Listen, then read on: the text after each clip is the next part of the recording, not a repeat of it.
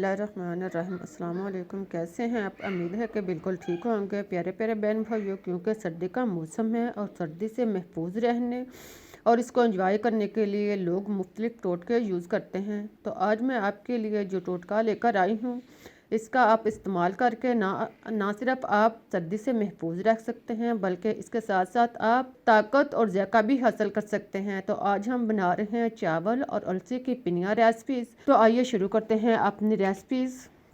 इसके लिए हमारे पास है अलसी 1 किलो।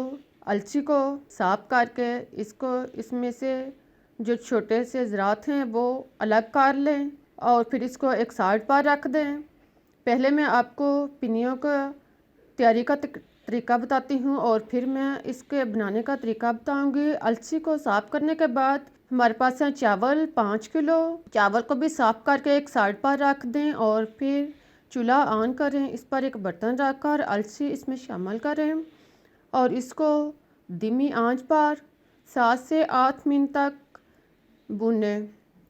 हल्की आंच पर इसको भूनते जाएं। जब ये अलसी ब्राउन हो जाए तो इसको उतार कर एक साइड पर रख दें। अब हमारे पास हैं चने, आधा किलो भुने हुए चने, इनको पीस लें। इसके साथ हमारे पास हैं बादाम 1 पाव, इसको पीस लें। गुड़ आला किस्म का 3 किलो।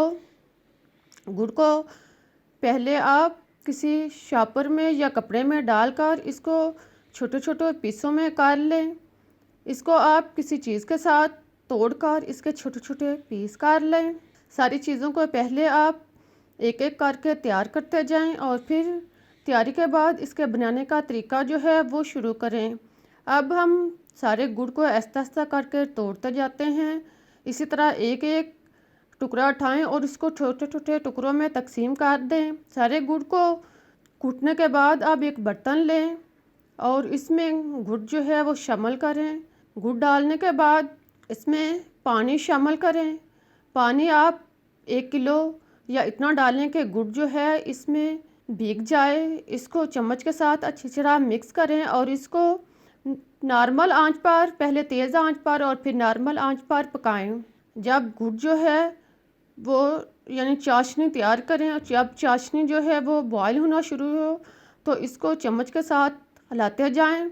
इसको 5 से 7 मिनट तक अच्छी तरह पकाएं। जब चाशनी जो है वो मोती बनना शुरू हो जाए, देखें बिल्कुल इस तरह, जब इसके मोती बनना शुरू हो जाएं तो इसमें घी शामिल करें, देसी घी। घी को आप गरम भी कर सकते हैं और अगर आप गरम नहीं करना चाहते तो आप घी को किसी चीज़ के साथ इसमें डालते जाएं। इस दौरान चाशनी जो है इसका चूल्हा जो है बिल्कुल धीमा रखें। इसको बिल्कुल धीमी आंच पर रखकर इसमें 1 किलो घी शामिल करें। देसी घी डालने के बाद आप इसको खूब अच्छी तरह मिक्स करें ताकि घी के अंदर चाशनी और घी जो है वो अच्छी तरह मिक्स हो जाए। अब चाशनी को तैयार करके चूल्हा बंद करें और इसे एक साइड पर रख दें। अब अलसी और चावल इसको जो पीसे हुए हैं इसको पहले पिसवा लें या खुद पीस लें। इसको आप एक बर्तन में डालें। अगर आपका बर्तन छोटा है तो आप जो भी यूज़ कर सकते हैं। इसमें आप तिल आधा किलो शामिल करें। तिल को डालने के बाद अब इसमें पिसे हुए चने शामिल करें। अगर आप 2 बर्तन यूज़ कर रहे हैं तो आप आधा आधा करके भी इसमें शामिल कर सकते हैं। इसके बाद आप पिसे हुए बादाम शामिल करें। बादाम डालने के बाद अब इस पे किशमिश आधा किलो शामिल करें।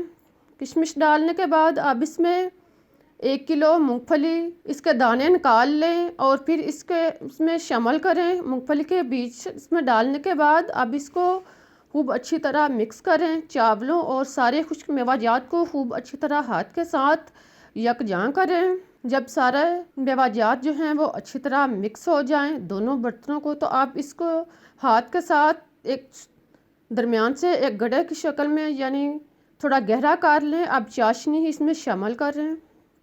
घी से समेत चाशनी इसमें डालें और फिर इसको चम्मच के साथ खूब अच्छी तरह मिक्स करें। इसको चाशनी को आटे के अंदर खूब अच्छी तरह मिक्स करें और फिर इसको 3 से 4 मिनट तक अच्छी तरह चम्मच के साथ इसको हिलाते जाएं। अब हाथ के साथ थोड़ा सा आटा लें और इसको हाथ में गोल करें, पहले एक हाथ में और फिर दूसरे हाथ में, और इसकी गोल पिनियाँ बना लें। इसी तरह सारी पिनियाँ जो हैं बना लें। देखें हमारे पिनियाँ जो हैं वो तैयार हो चुकी हैं। इन पिनियों को बनाकर आप महफूज कर लें। जब दिल चाहे आप महीनों तक इनका यूज़ कर सकते हैं। आप हर रोज़ की 1 या 2 पिन्नी यूज़ करें और कुछ अर्से में ही रिज़ल्ट आप खुद जान जाएंगे। आई होप कि आपको मेरी पिन्नी बनाने का और रेसिपीज़ बनाने का ये तरीका बहुत पसंद आया होगा। अगर पसंद आया है तो मेरे चैनल को लाइक और सब्सक्राइब करना ना भूलें। मुझे इजाज़त दें। अल्लाह हाफिज़।